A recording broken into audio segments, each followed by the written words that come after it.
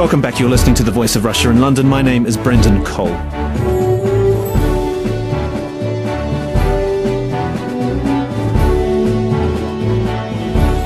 Protests have been gathering apace across the Islamic world in the wake of a film that was produced in the US called The Innocence of Muslims. The film has been around for several months, but in the last 2 weeks, embassies of the US, the UK and even Germany have been targeted in attacks. This week, the Hezbollah leader Sheikh Hassan Nasrallah said the US must be held accountable for the film, which was produced in the US and which Muslims consider blasphemy.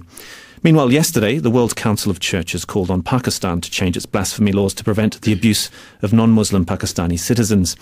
It was in Pakistan where a Christian girl of around 14 could face execution for having the burned pages of the Quran on her. Meanwhile, here in the UK, amid criticism from Muslims and non-Muslims alike, Channel 4 pulled the plug on a series called Islam, The Untold Story, that suggested that Islam was not born fully formed, but evolved gradually. So what defines blasphemy in Islam? Is there a uniform view of what blasphemy is across the strands of Islam? And is there a political dimension to the violence that we've seen across the Muslim world in the last few days? Well, to discuss this, I'm joined by Dr Carool Kersten. He's a senior lecturer in the study of Islam at King's College London. Also here in the studio is Hajar Alkuhtany, Executive Director of the International Forum for Islamic Dialogue. And also in the studio here, Anne-Marie Waters, spokesperson for the group One Law for All, which campaigns against Sharia law.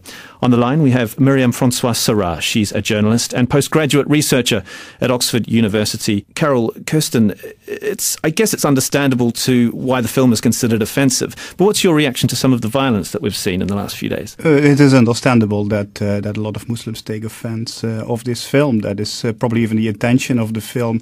But I think it's very important to take a closer look at where the violence took place. It was in Libya, Egypt and Yemen, 3 Arab countries who have had violent regime changes in recent years. And I think there is now a conflation of political frustrations and issues that maybe pertain to religion per se. And it's difficult to disentangle these kind of things.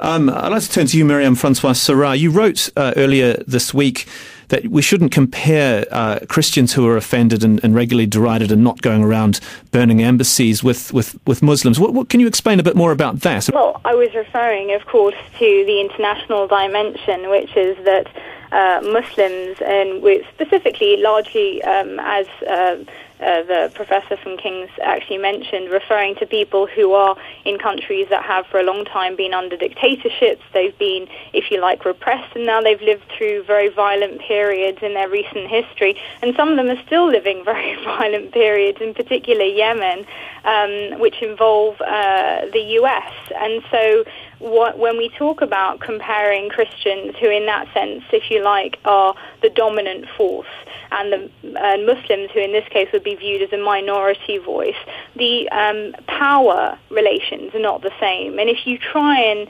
if you like, assess this without taking into account the inequality in power relations between the ability, if you like, of Christian or secular voices to make themselves heard in the international arena and that of Muslims or Arabs in particularly the developing world to make their voices heard, of course we're looking at 2 very different abilities. And I think that is essential in assessing how we view these protests. To view them outside of that then leads us to what I think is actually happening quite a lot. That is, we end up in a situation where the protest are viewed as some sort of a spectacle, the spectacle in which we, the Democrats, the developed world, watch the others trying to catch up, despite efforts in many of the so-called developed countries to support the oppressing powers in those countries, be it the dictatorships or US forces in countries where they're not welcome. Hajar Alkuhtany, there seems to be, it's been raised that there's a political aspect to this, but there's considerable Muslim populations in Western Europe. We haven't seen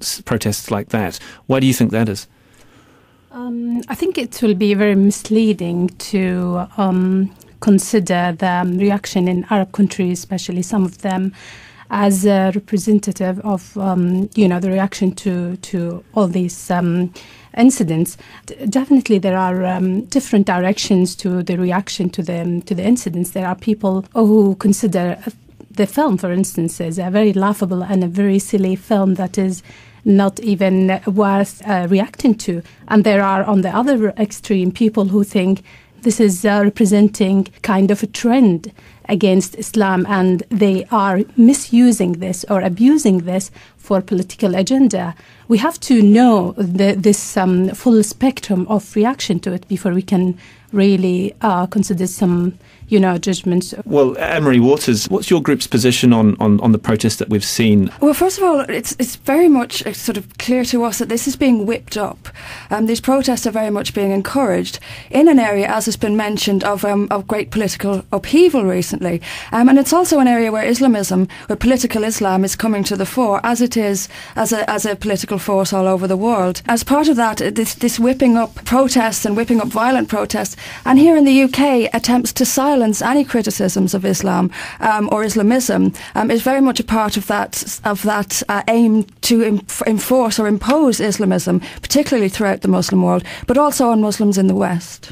So, Myriam Francois-Carrah, is there a kind of catharsis that we're seeing here? There seems a simmering resentment at Western foreign policy in the region, which is seemingly what you're saying, and this is an outpouring of anger. I think to a large extent the answer is yes. I think what's really important is to see that, we mentioned that the attacks, for example, in Libya may have been the result, and it seems that way, initially of an Al-Qaeda retaliation. So we can't really assume that all of these protests all have exactly the same sources. What we can see is that the protests, if you like, tend to have become used, if you like, as a vehicle to transmit anger about broader issues. And in that sense, the film is just a focal point. We should only see Islam as an idiom in which people of the region who are predominantly Muslim then express themselves. So to essentialize their identity and to view them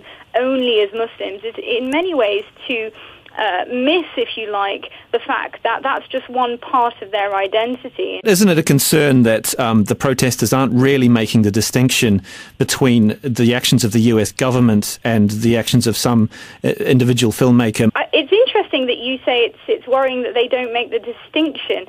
That's because I don't think that it's actually about the film. The distinction, if you're asking me whether I think most of the protesters think the US government made the film, no, I don't. I think it's entirely likely that most of them are aware that the film... I'm not suggesting that they think that that the US government made the film, but they're blaming the US for the film. And we've seen from in Lebanon, for instance, that very criticism levelled at the US government for not coming out and criticising... Well, the film has been condemned by the US, but it hasn't been banned. Citing freedom of speech. That's partly to do with the local politics of the region, in which there are laws and where the governments actually are regularly involved in censorship. So, of course, there is an expectation amongst people who are used to a great degree of censorship that the US itself might be involved, if you like, in some sort of censorship in its own country. So there is, if you like, an unequal, I think, expectation, because many of those Arabs don't particularly know the US or know how freedom of speech works there. They might not know about the First Amendment and that sort of thing. But I do also think that they just view the film as one part of a broader attack on the Arab world, on Muslim-majority countries. Whether or not that is the case is entirely irrelevant, unfortunately. Of course, it's not the case that the American government put out this film to insult the Arab world, but the reality is that it's being perceived as part of a broader attack on Arab and Muslim countries, and as such, it then becomes, if you like, a point of ignition for broader concerns about US presence in the region. And it ranges from anything from the war on terror, from drone attacks. There are a lot more concerns here that are not really being explored, and I wouldn't want to see the identity of the protesters essentialized as somehow Muslim, when I think it's more interesting to look at them. As our colleague mentioned, these protests aren't occurring uniformly across Muslim-majority countries. In fact, the most populous Muslim-majority countries, India and Indonesia, have seen hardly any protests. There have been protests in Jakarta, but I'll quickly turn to Carool Kersten. Do you see it in those terms? Do you see that this is a kind of vacuum that's being exploited, perhaps, and it's being, as Anne-Marie Waters mentioned, it's being stoked up to a certain degree, isn't it? Oh, there's definitely a degree of provocation going on. I mean, people who produce these kind of things, whether it's The Innocence of Muslims or from my home country, Fitna by Geert Wilders, they know fully well what kind of a reaction that invokes. And I think that is calculated because it gives those who play the anti-Islam or the Islamophobia card exactly an opportunity to create these kind of excessive reactions and then point back to the Muslim world, look at what they're like. But there is also another important point that Myriam raised is indeed there is a very different perception on freedom of speech and the place and powers of government in curtailing that. In many Muslim countries, indeed, the governments lean very heavy-handedly on the press, and there is this almost concomitant frustration in Muslim countries that something that is considered offensive by Muslims, that states are powerless to do something about that. But that is exactly what freedom of speech is about. And you could also turn it around that if you have a ridiculous film, as I think Innocence of Muslims is, creates such a sense of unease among Muslims, you could almost say that, if that is such a major concern for you, then it shows almost an inferiority complex or lack of self-confidence on the parts of Muslims. And that is very strongly, I think, caused by the domestic political situations in many Muslim countries. You're listening to The Voice of Russia in London. My name is Brendan Cole. We're discussing Islam and blasphemy. With me is Dr Carool Kersten, Senior Lecturer in the Study of Islam at King's College London, Anne-Marie Waters, spokesperson for the group One Law for All, which campaigns against Sharia law, Hajar Alkuhtany, Executive Director of the International Forum for Islamic Dialogue, and Myriam Francois-Carrah, journalist and postgraduate researcher at Oxford University. Hajar Alkuhtany, I guess the point raised there is that there's going to be a difficult relationship between freedom of speech, freedom of expression, and the new kind of democracy that's sweeping this region. I mean, how do you see it playing out? Is this more broadly? Do you think is Islam compatible with the freedom of expression? If I go back to the issue of reception, maybe this is all linked to a key word, which is ignorance. There is a very high level of ignorance among both parties and sides.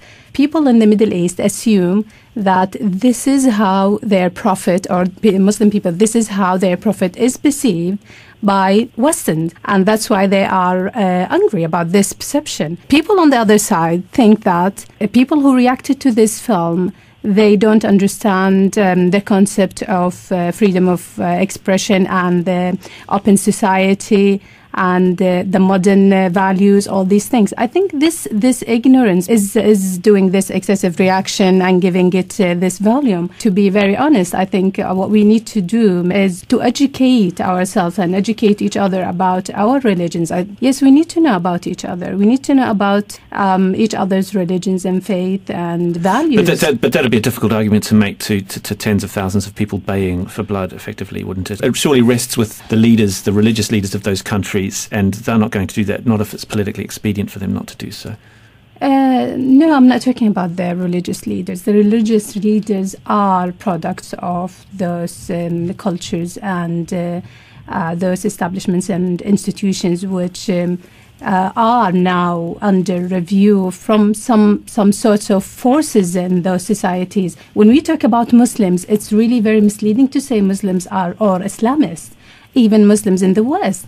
No, there are Muslims who are secular, who are extremely secular. There are Muslims who are liberal. There are Muslims who are Islamists. There are Muslims who are extremists. And we need to know this spectrum to be able to deal with all these questions. And then back to your question, is Islam compatible with freedom of expression and speech? For me, personally, and for my organization as well, yes, it is. But we have to highlight this. We have to clarify it, highlight it, and maybe educate on this. Okay, accepting that possibly this film that we're talking about isn't a good example of freedom of expression necessarily. A lot of the stuff that we're reading in the newspapers and online about the protests is the calling for those responsible to be, or those who insult the Prophet to be killed. Is this just fundamentalists who are calling for this, or what about across all the strains of Islam? From observing the social networks and having discussions with friends and people we know, especially because I work with youth and I know how they think. I can say, yes, this is an extremist view. People condemn killing. Definitely, violence is condemned, especially the killing of diplomats, and especially the case of the American ambassador in Libya. It was condemned highly by all my friends and colleagues. But of course, the whole issue has been misused again and used by some political and religious leaders as a vehicle for political agenda. Myriam Francois-Carrah, I guess, non-Muslims who I guess would be considered unbelievers shouldn't be held liable for a crime of blasphemy, should they? No, they can't. But if I could just quickly make a little comment on what was just said, it is worth putting protests into perspectives, and those that you have referred to as, in inverted brackets, baying for blood.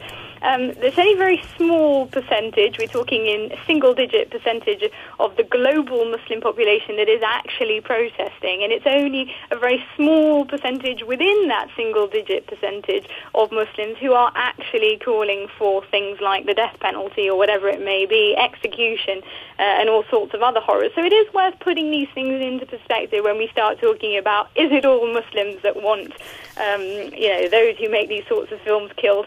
Well, it doesn't really look like it when we start looking at the numbers. But to come to your question as to whether those who are not Muslim should have to be held accountable for blasphemy laws. Look, it's interesting to look at blasphemy laws and their history. Certainly, if you look at Pakistan, the blasphemy law actually was inherited from British-ruled India, and it was a law that existed prior to partition and was inherited then by the nascent... But it was considerably modified in the 1980s, though, wasn't it? So it was modified, but it was an existing law, and it is worth pointing that out. So to suggest that it was some sort of an obscure reason brought in by Muslims, it had a precedent under British rule, and whether or not Muslims would have brought that into life themselves is another question. But I'm not in favour of blasphemy laws. I think a lot of Muslims aren't.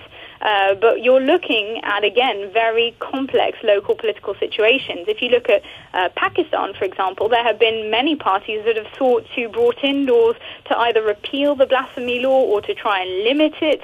There's then been, if you like, a power struggle between some of the more radical religious parties who unfortunately can bring forth protests which the government isn't keen to see play out because those can rapidly turn into anti-government protests. So in order to avoid those, they're willing, if you like, to sacrifice things like freedom of speech and the rights of minorities, which are effectively in that country threatened by this blasphemy law. Carool Kersten, the case of the teenage girl who had burnt pages of the Quran that made headlines around the world, but that's been used as a way of it's been criticised as the blasphemy laws in Pakistan, which are among the strictest, have been criticised for persecuting religious minorities. There's always going to be a political element to any kind of legislation of blasphemy, isn't there?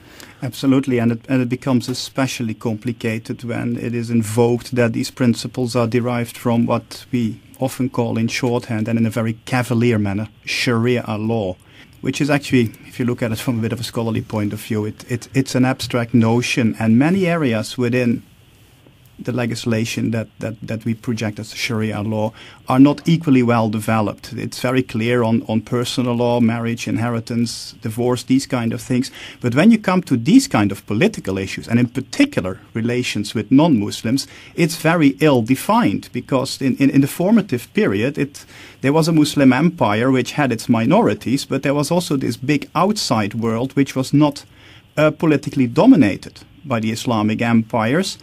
And in a global world, the contacts between Muslim and non-Muslim territories become increasingly intense, and with the communication era, that issue even becomes more complex, because you cannot stop signals coming in, literally, from outside the Muslim world. And how do you apply your strict or relaxed blasphemy laws to opinions produced outside your territory? And I think a lot of Muslim countries struggle with the fact that Sharia law applies to Muslims. It makes it a personal law, while most legal systems in the world have a territorial component. So there is a mismatch there between two legal systems, and that is what creates all the political upheaval.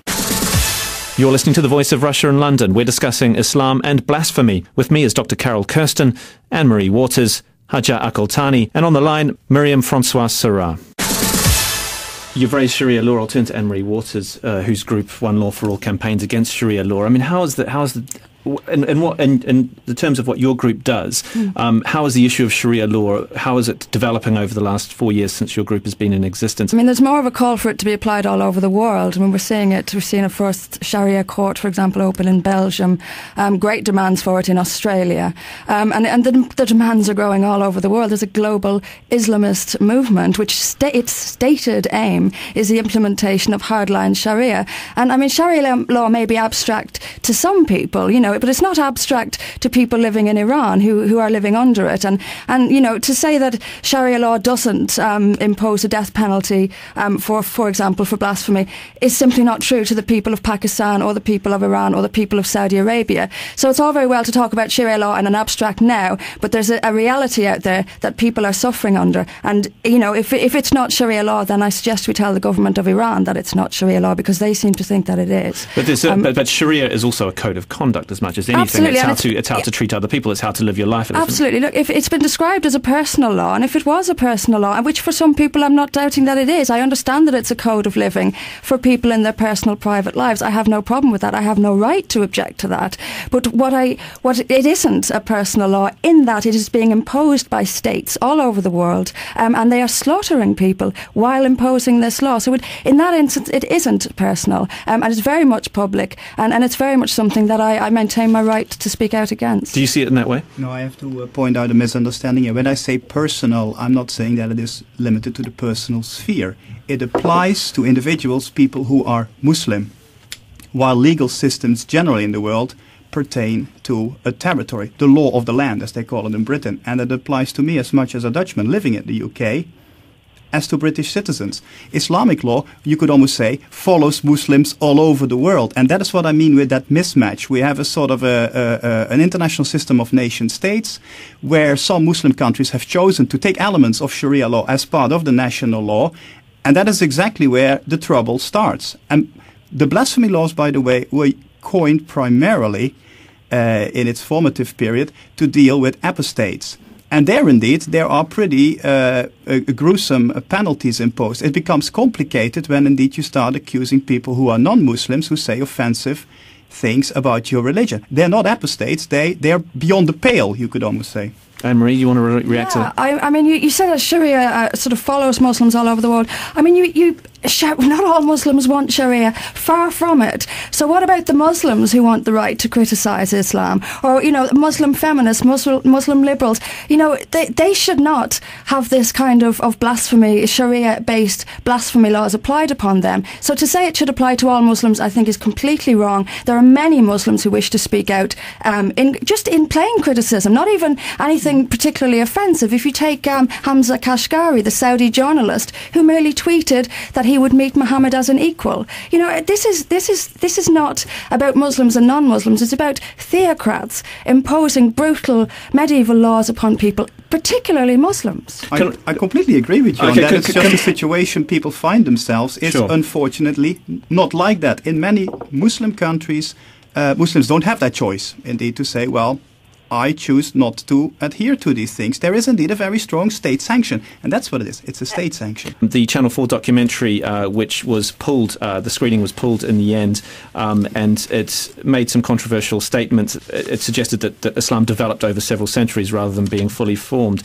Myriam Francois-Carrah, do you think that should have been pulled? Is that offensive to Islam? What do you think? It is worth pointing out that the documentary did air. Do I think they should have pulled the screening? I think they should do whatever is safe for the people involved. I don't want to see anybody get hurt, but I certainly think that there's no reason why the documentary can't be aired.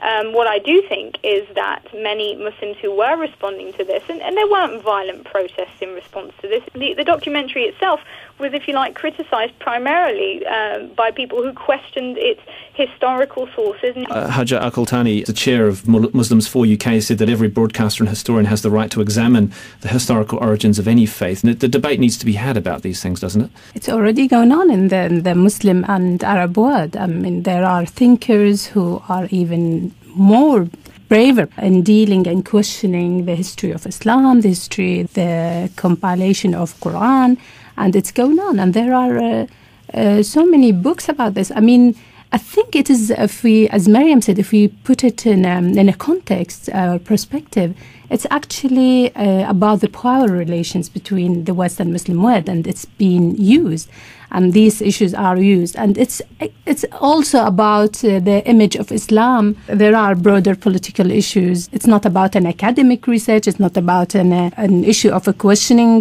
religion. Is it because there's a feeling of that people worried about Islamophobia in the UK, that there's a sort of sense that Muslims are under siege here? One of the employees in my organization, a young liberal girl, she asked me the same question. She said, why Islam? Why they are attacking Islam? And then I returned the question to her. I said, what do you think? She said, maybe because Islam is a live religion. I don't know. To be honest with you, there are many answers to this question. Indeed. Anne-Marie Waters, I mean, what was your reaction to the film? We made a public statement that we wanted it to be shown, and you know, we've got to stop running away. I think Channel 4 didn't necessarily have to pull it. I didn't, and as Myriam has said, it actually was shown. Someone else did tell me that it was shown again. But I think we ran away prematurely from that, and we really have to stop that, because we have to have the right to criticise religions. We have to have the right to criticise any ideas, but most of all, Muslims have to have the right to speak about Islam. And I think this is, as I'm never tired of pointing out, this isn't about Muslims versus non-Muslims. It's about free human beings versus theocrats who don't want them to be free. And those theocrats happen to be holding the banner of Islam at the moment. But you know, we've got to stop running away. It is intended to intimidate, so that we will stop speaking about it, and it's intended to intimidate Muslims most of all, and we've got to stand up to it. I think had we stood up during the Rushdie affair a little bit more, and by we I mean people who believe in freedom of speech, had we stood up during the Rushdie affair a little bit more, I don't think this would be happening quite so much in the UK today. Carool Kersten, you were quoted in The Independent as criticising the pulling of the screening. As a scholar, I think there should be a space to do research and test interesting hypotheses, which indeed the theory that was sort of highlighted in the documentary, which was not that great in my view how it was done, but what can you do in an hour? No, you don't pull these kind of things. Certainly scholarship should examine these things dispassionately, and I agree with Hajar, it would be very interesting if indeed Muslim scholars, and there's definitely people who are academically adventurous in the Muslim world, engage with these kind of questions as well. And Myriam, just finally, how do you see the violence that we've seen in the Muslim world over the last few days? How do you see it panning out over the next few months? Do you see it getting more vociferous? Do you see a change in Western policy? Oh, I don't anticipate it changing Western policy, that's for sure. Look, there were anti-US, anti-Western protests in the Middle East, in the Muslim majority countries, way before this film ever came out, and they will continue long after this film is forgotten. That sadly is more of a reflection of our continued fraught relationship with the region than with any, if you like, sort of sinister dimension to Islam. I'd like to finish by thanking all my guests: Dr Carool Kersten, Senior Lecturer in the Study of Islam at King's College London; Anne-Marie Waters, spokesperson for the group One Law for All; Hajar Alkuhtany, Executive Director of the International Forum for Islamic Dialogue; and on the phone, Myriam Francois-Carrah, journalist and postgraduate researcher at Oxford University. Thank you for joining me on The Voice of Russia.